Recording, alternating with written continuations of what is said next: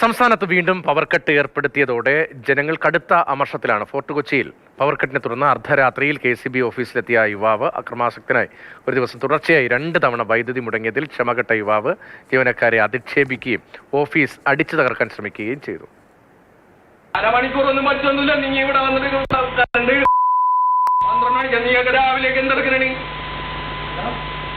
സംസ്ഥാനത്ത് load shedding തിരിച്ചെത്തിയതോടെയാണ് പ്രതിഷേധങ്ങളുടെ സ്വരം വീണ്ടും മാറിയത്.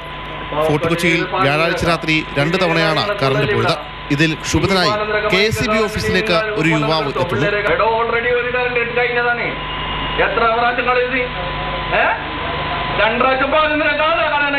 ജീവനക്കാർക്ക് നേരെ തുടക്കം മുതൽ അതിരുവിട്ട സംസാരം.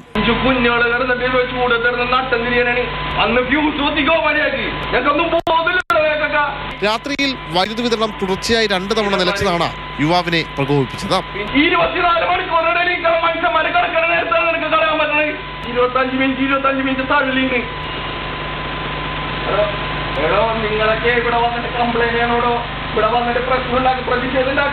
കറണ്ട് കട്ടിൽ സഹികെട്ട യുവാവ് ഡ്യൂട്ടിയിലുണ്ടായിരുന്ന ജീവനക്കാരന് നേരെ തിരിഞ്ഞു. അധിക്ഷേപത്തിന്റെ സ്വരം ഒരൽപ്പം കടുത്തു.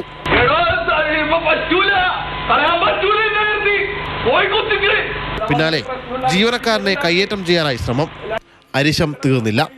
ഓഫീസിന് മുൻവശത്ത് വെച്ചിരുന്ന ചെടിച്ചട്ടികൾ എറിഞ്ഞുടച്ചു.